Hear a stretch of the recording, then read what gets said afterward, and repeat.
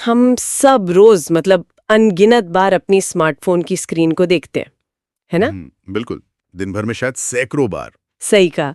और कांच और मेटल का ये जो छोटा सा आयताकार टुकड़ा है ना, ये हमारी दुनिया का सबसे सुरक्षित कोना लगता है। एक तरह की ढाल बन गया है हमारे लिए। एकदम। मतलब बाहर दुनिया में कुछ भी हो रहा हो, इंसान अपनी स्क्रीन के पीछे खुद को महफूज समझता है। एक अजीब सी दूरी बनी रहती है असल दुनिया से। लेकिन जरा ठहर कर सोचने वाली बात है कि क्या हो अगर उसी सुरक्षित स्क्रीन पर चमका एक छोटा सा नोटिफिकेशन उस ढाल को हमेशा के लिए तोड़ दे। अरे बाप रे, ये तो सच में डरावना ख्याल है ना? क्या हो अगर वो स्क्रीन बाहरी दुनिया से बचाने के बजाय किसी बहुत पुराने, बहुत गहरे अंधेरे को सीधे इंसान के दिमाग तक पहुंचाने का रास्ता बन जाए? ये एक ऐसा परिदृश्य है जो सीधे तौर पर हमारे नियंत्रण खोने के डर से जुड़ा है। मतलब हम तकनीक को अपनी जिंदगी पर नियंत्रण रखने का एक अचूक साधन मानते हैं। हाँ, सब कुछ उंगलियों पर है। बिल्कुल। और जब वो नियंत्रण अचानक से छिन जाता है और उसकी जगह कोई ऐसी चीज ले लेती है जिसे तर्क से नहीं समझा जा सकता, तो जो खालीपन बचता है ना, वो सीधा डर पैदा करता है। एकदम सही। वो सीधे इंसान के सबसे आदिम डरों को ट्रिगर करता है। ये एक ऐसा डर है जो विज्ञान और तर्क की सीमाओं को बहुत पीछे छोड़ देता है। और आज के हमारे इस गहरे विश्लेषण का मिशन भी बिल्कुल यही है। आज हम जिस स्रोत सामग्री पर चर्चा करने वाले हैं वो माया के शाप की तस्वीर नाम की एक बेहद खौफनाक और मनोवैज्ञानिक उलझनों से भरी कहानी पर आधारित है। ये कहानी बहुत ही दिलचस्प है। बहुत ज्यादा। ये कहानी लखनऊ के एक साधारण से फोटोग्राफर राहुल के इर्द गिर्द घूमती है। वो पुरानी इमारतों और खंडहरों की तस्वीरें खींचकर ऑनलाइन बेचता है। मतलब एक बहुत ही आम रोजमर्रा की जिंदगी। जी बिल्कुल, एक सामान्य इंसान। हाँ, लेकिन फिर एक शाम ढलते वक्त एक अनजान नंबर से आया एक मैसेज उस रोजमर्रा की जिंदगी के छिथड़े उड़ा देता है। वो मैसेज ही तो सारा खेल पलट देता है। बिल्कुल।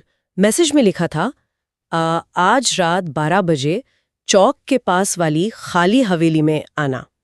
कुछ ऐसा दिखाऊंगा जो तू कभी नहीं भूल पाएगा, लेकिन अकेला आना, वरना वो तुझे ढूंढ लेगा। हाँ, तो चलिए आज इसी स्रोत के पन्ने पलटते हैं, क्योंकि ये सिर्फ एक पुरानी भूतिया कहानी नहीं है, बल्कि तकनीक और एक प्राचीन शाप का ऐसा अनोखा मिश्रण है जो सच में किसी के भी होश उड़ा सकता है। मुझे लगता है कि इस पूरी सामग्री में सबसे ध्यान खींचने वाली बात यह है कि आधुनिक युग में भी, जहां इंटरनेट है, हाँ, जहां हर सवाल का जवाब उंगलियों पर मौजूद है, इंसानी दिमाग अज्ञात की ओर, मतलब जो हमें नहीं पता है, उसकी ओर कैसे बेतहाशा खिंचा चला जाता है। राहुल का उस मैसेज पर प्रतिक्रिया देना इसी मनोवैज्ञानिक खिंचाव का एक बहुत गहरा अध्ययन है। लेकिन यहाँ मुझे एक बात खटकती है। स्रोत के अनुसार राहुल शुरुआत में इस मैसेज को देखता है और हंसकर डिलीट कर देता है, जो कि कोई भी समझदार इंसान करेगा। बिल्कुल, कोई भी यही करेगा। लेकिन रात होती है और उसे नींद नहीं आती। उसकी जो जिज्ञासा है वो उसके तार्किक दिमाग और डर दोनों पर हावी हो जाती है। वो बेचैन हो जाता है। हाँ, और ठीक 11:45 पर वो अपनी साइकिल उठाता है और उस पुरानी हवेली की ओर निकल पड़ता है। आधी रात को वहां जंग लगा गेट खुला मिलता है और जैसे ही वो अंदर कदम रखता है, एक ठंडी हवा का झोंका उसे छूकर गुजरता है। बिल्कुल ऐसे जैसे कोई भारी सांस ले रहा हो। रोंगटे खड़े कर देने वाला पल है ये। सच में। और यहाँ मेरा सवाल ये है कि अगर हम इसे रोजमर्रा की जिंदगी से जोड़ें तो ये बिल्कुल वैसा ही है जैसे हम जानते हैं कि किसी स्पैम लिंक पर क्लिक करने से फोन में वायरस आ सकता है। हाँ, या बैंक अकाउंट खाली हो सकता है। बिल्कुल। फिर भी एक अजीब सी खुजली होती है और हम सोचते हैं कि चलो सिर्फ देखने के लिए क्लिक कर देते हैं, जो कि बहुत खतरनाक है ना? और राहुल ने तो मैसेज डिलीट कर दिया था, तो वो अपनी सुरक्षित दुनिया छोड़कर, मतलब आधी रात को साइकिल उठाकर वहां गया ही क्यों? हाँ, क्या उसके अंदर कोई आत्मघाती प्रवृत्ति थी? यहाँ जो बात सबसे ज्यादा रोमांचित करती है वो मानव मनोविज्ञान की एक बहुत ही जटिल प्रक्रिया है। इसे आत्मघाती प्रवृत्ति कहना मुझे लगता है गलत होगा। अच्छा, तो फिर ये क्या है? दरअसल मनोविज्ञान में एक सिद्धांत है जिसे ज़ाइगार्निक इफेक्ट कहते हैं। ज़ाइगार्निक इफेक्ट? हाँ, इस सिद्धांत के अनुसार हमारा दिमाग पूरे हो चुके कामों की तुलना में अधूरे कामों को या कहें कि अनफिनिश्ड पजल्स को बहुत ज्यादा याद रखता है। अच्छा, मतलब जो चीजें सुलझी नहीं है वो दिमाग में अटक जाती हैं। एकदम सही। हमारा दिमाग अधूरेपन को बर्दाश्त ही नहीं कर पाता। जब कोई रहस्य सामने रखा जाता है, खासकर ऐसा रहस्य जिसमें एक चेतावनी भी छिपी हो, तो वो दिमाग में एक लूप बना देता है। एक एंडलेस लूप। बिल्कुल। राहुल ने मैसेज अपने फोन से तो डिलीट कर दिया था, लेकिन वो उसके न्यूरल नेटवर्क से, मतलब उसके दिमाग से डिलीट नहीं हुआ था। वाओ। वो अधूरापन, वो रहस्य एक मानसिक वायरस की तरह बैकग्राउंड में काम कर रहा था।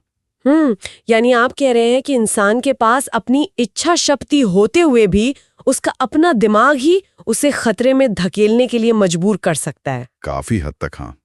देखिए, जब तर्क और जिज्ञासा के बीच में संज्ञानात्मक विसंगति, जिसे कॉग्निटिव डिसोनेंस कहते हैं, जी, वो पैदा होती है, तो जिज्ञासा जीत जाती है। ज्यादातर मामलों में हाँ।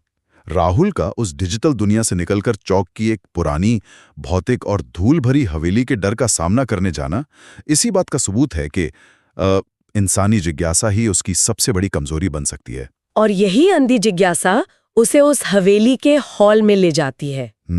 स्रोत बताता है कि वहां दीवारें फटी हुई हैं और फर्श पर धूल की मोटी परत है। एक टिपिकल हॉरर सेटिंग। बिल्कुल। और अपने मोबाइल की टॉर्च की रोशनी में उसे वहां एक पुरानी फोटो फ्रेम मिलती है। उस फ्रेम पर लिखा था माया 1947। हाँ, 1947 की तस्वीर। हाँ, तस्वीर में एक औरत है, बहुत खूबसूरत, लेकिन उसकी आंखें बहुत अजीब थीं। ऐसा लग रहा था जैसे वो तस्वीर के अंदर से सीधे राहुल को ही घूर रही हो। बहुत खौफनाक है ना? और फिर राहुल अपना कैमरा उठाता है और उस तस्वीर की एक फोटो खींच लेता है। और ठीक उसी पल उसके फोन पर उसी अनजान नंबर से एक नया मैसेज आता है। वही नंबर जिसने उसे बुलाया था। हाँ, और मैसेज में लिखा था, अब तूने उसे जगा दिया है। अरे बाप रे। और पीछे से पैर घसीटने की आवाजें आने लगती हैं। यहाँ कहानी सच में बहुत दिलचस्प हो जाती है। मेरा मतलब है, सोचिए एक कैमरा आमतौर पर क्या करता है? वो पलों को कैद करता है। हाँ, और वो इंसान को उस घटना से एक कदम दूर भी कर देता है। कैमरा एक ढाल की तरह काम करता है, जो सुरक्षित महसूस कराता है, जैसे इंसान उस दृश्य का हिस्सा नहीं है, बस उसे दूर से देख रहा है, एक ऑब्जर्वर की तरह। बिल्कुल। लेकिन यहाँ वही ढाल उस शाप को सक्रिय करने का हथियार बन गई।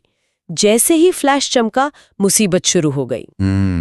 अगर हम इसे बड़े परिप्रेक्ष्य में देखें तो पाएंगे कि ये तकनीक और पुराने अंधविश्वास का एक बहुत ही शानदार टकराव है। वो कैसे? देखिए, सदियों पुरानी मान्यताओं में, विशेषकर 19वीं सदी और कुछ जनजातीय संस्कृतियों में, ये माना जाता था कि तस्वीर खींचने का मतलब है किसी की आत्मा चुराना। ओह हाँ, मैंने भी सुना ऐसा। राहुल ने अनजाने में ठीक वही किया।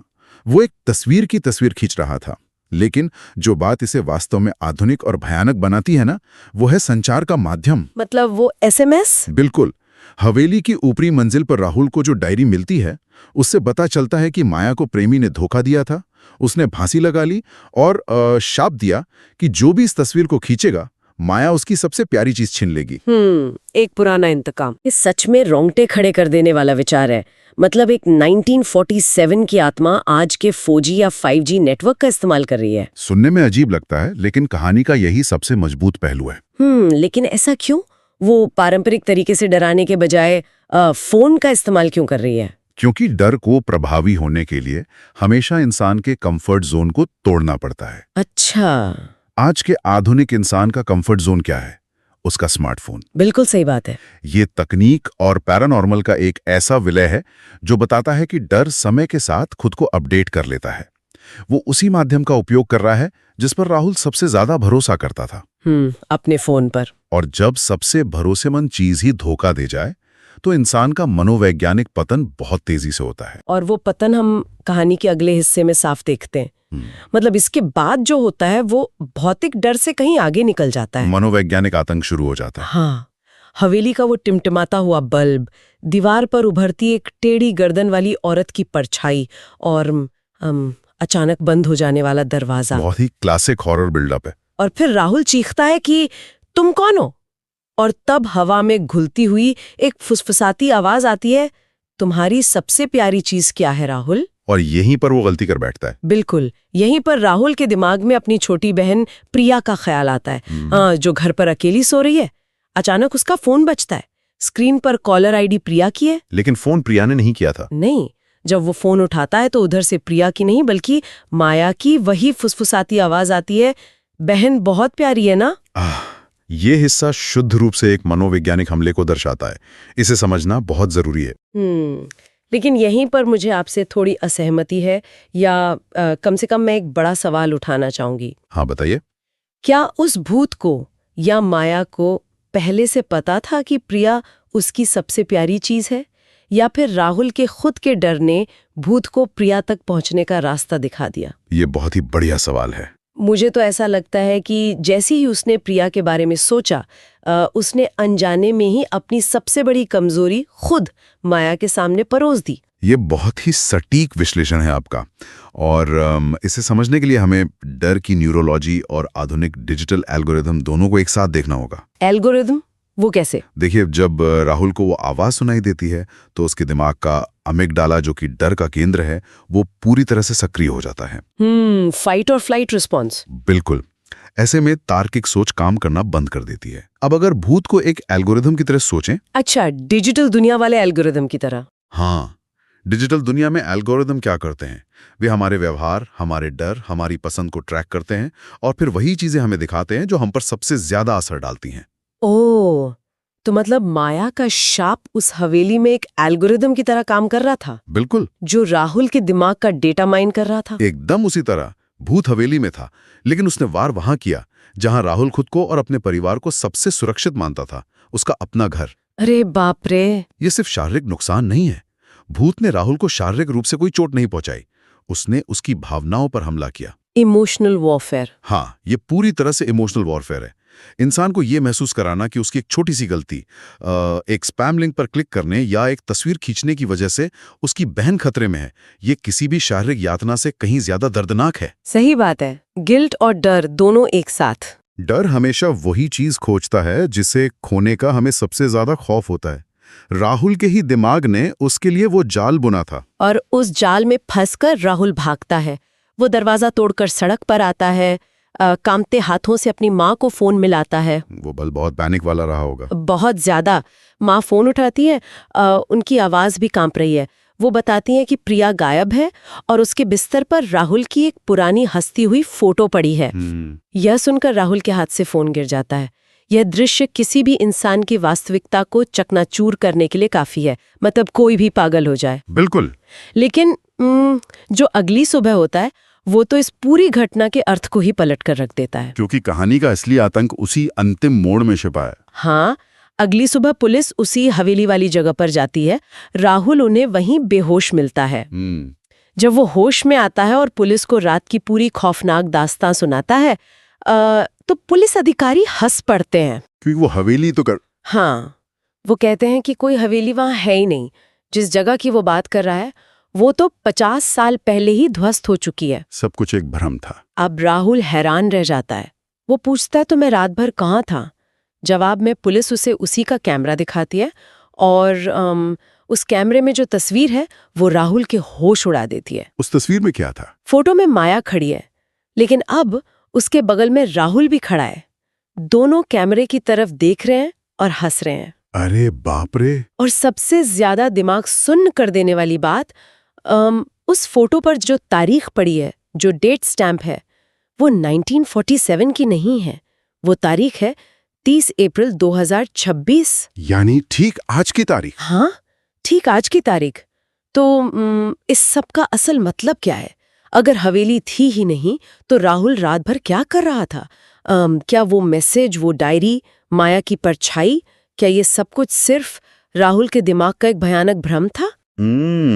ये एक बहुत ही महत्वपूर्ण सवाल उठाता है, मतलब वास्तविकता की प्रकृति और इंसान के वजूद के बारे में। कैसे? देखिए, इस कहानी का सबसे बड़ा डर कोई भूत या पुरानी हवेली नहीं है। सबसे बड़ा डर है स्वयं का खो जाना, जिसे हम लॉस ऑफ सेल्फ कहते हैं। अपनी पहचान खो देना। हाँ, मनोविज्ञान में एक स्थिति होती है जिसे डीपर्सनलाइजेशन या डीरियलाइजेशन कहते हैं। अच्छा, इसमें क्या होता है? इसमें इंसान को लगने लगता है कि वो खुद से अलग हो गया है या उसके आसपास की दुनिया सच नहीं है। जब दिमागी आघात बहुत गहरा होता है तो दिमाग खुद को वास्तविकता से काट लेता है। और राहुल के साथ शायद यही हुआ। बिल्कुल। स्रोत के अंत में राहुल अब एक मानसिक अस्पताल में है और वो वहां चीख चीख कर सिर्फ एक ही बात दोहरा रहा है, माया ने मेरी सबसे प्यारी चीज नहीं छीनी, उसने मुझे खुद को छीन लिया। इसका मतलब है कि माया का शाप सच था, लेकिन राहुल ये नहीं समझ पाया कि एक इंसान के लिए दुनिया में सबसे प्यारी चीज उसकी बहन या उसका परिवार नहीं, बल्कि उसकी अपनी पहचान, उसका अपना वजूद और उसका अपना दिमाग होता है। बिल्कुल सही पकड़े आप। जब हम ये तय नहीं कर पाते कि जो हम देख रहे हैं वो सच है या हमारे दिमाग की उपज, तो हम अपने ही अस्तित्व पर से पकड़ खो देते हैं। बहुत गहरी बात है ये। और कैमरे की उस तस्वीर में 30 अप्रैल 2026 की तारीख होना एक बहुत ही सोची समझी मनोवैज्ञानिक चाल है। हाँ, वो डेट स्टैम्प। यह डर को अतीत के किसी पन्ने से निकालकर सीधे आज के दिन से जोड़ देती है। यह एक ऐसा एहसास दिलाता है कि यह घटना किसी गुजरे हुए जमाने की नहीं है, बल्कि ये अभी इसी पल घट रही है। श्रोताओं के साथ भी। बिल्कुल। समय का यह हेरफेर इंसान को यह सोचने पर मजबूर कर देता है कि शायद वास्तविकता नाम की कोई ठोस चीज है ही नहीं। ये सच में गहराई तक परेशान करने वाला है। मतलब इस पूरी चर्चा का निष्कर्ष यही निकलता है कि बाहर के किसी खतरे से कहीं ज्यादा बड़ा खतरा हमारे अपने अंदर है। हमारा अपना दिमाग। हाँ, हमारा अपना दिमाग ही हमारा सबसे बड़ा दुश्मन बन सकता है। ये सिर्फ एक पुराने शाप की कहानी नहीं है, बल्कि वास्तविकता के टूटने का एक बहुत ही गहरा अध्ययन है। और ये भी याद दिलाता है कि तकनीक हमें कितनी भी सुरक्षा का भरम दे दें, हम अब अपने आदिम डरों से, मतलब जो हमारे बुनियादी डर हैं, उनसे कभी पूरी तरह भाग नहीं सकते। मुझे लगता है कि आज के इस चर्चा के बाद कोई भी अपने फोन पर आने वाले अनजान मैसेजेस को उतनी सहजता से नहीं ले पाएगा। बिल्कुल नहीं। लोग अब 2 बार सोचेंगे। हाँ, जब स्क्रीन पर कोई नोटिफिकेशन चमकेगा तो एक पल के लिए ख्याल जरूर आएगा कि उस डिजिटल स्क्रीन के दूसरी तरफ कौन या क्या है। सही कहा। लेकिन इस गहरी चर्चा को खत्म करने से पहले मैं एक अंतिम विचार सामने रखना चाहूंगी। एक ऐसा सवाल जो इस स्रोत सामग्री को पढ़ने के बाद मेरे दिमाग में बस अटक सा गया है। अच्छा, वो क्या है? अगर उस कैमरे की फोटो में राहुल माया के साथ हमेशा के लिए कैद हो चुका है, मेरा मतलब है अगर उसकी असली पहचान उस तस्वीर में जा चुकी है और मानसिक अस्पताल में पड़ा राहुल ये चीख रहा है कि माया ने उसे खुद को छीन लिया है, तो क्या उस अस्पताल के बिस्तर पर जो राहुल है वो सिर्फ एक खाली शरीर है? अरे बाप रे। मतलब एक खाली खोल जिसमें से राहुल का असली वजूद जा चुका है। ये बहुत ही भयानक कल्पना है। और अगर हम उस डिजिटल फोटो की बात करें, आज के दौर में डिजिटल तस्वीरें सिर्फ एक कैमरे में कैद नहीं रहती। हाँ, वो तो शेयर होती हैं। बिल्कुल, वो इंटरनेट पर अपलोड होती हैं, क्लाउड पर सेव होती हैं, आसानी से कॉपी होती हैं और दुनिया भर में शेयर की जा सकती हैं। बिल्कुल सही जगह पर उंगली रखी आपने। अगर माया का शाप उस एक तस्वीर में समाहित है, तो क्या वो शाप अब उस एक तस्वीर के रूप में पूरी डिजिटल दुनिया में फैलने के लिए तैयार है? ये तो एक डिजिटल पैंडेमिक हो सकता है। सोचिए, जो भी इंसान अपने फोन की सुरक्षित स्क्रीन पर 30 अप्रैल 2026 की तारीख वाली उस फोटो को देखेगा, क्या वो माया का अगला शिकार होगा? ये सोचकर ही रोंगटे खड़े हो रहे हैं। शायद वो कांच की ढाल कभी सुरक्षा के लिए थी ही नहीं, बल्कि वो तो एक खिड़की थी जिसे खोलने का इंतजार किया जा रहा था। इसी खौफनाक विचार के साथ हम आज की स्रोत सामग्री की पड़ताल को यहीं विराम देते हैं। मुझे लगता है आज रात बहुत से लोग अपना फोन बंद करके सोने वाले हैं। बिल्कुल। अगली बार जब किसी का फोन बीप करे तो उसे एक पल रुककर जरूर सोचना चाहिए कि स्क्रीन पर चमकने वाली हर चीज सिर्फ डेटा नहीं होती। कुछ चीजें ऐसी भी होती हैं जिन्हें जगाना नहीं चाहिए।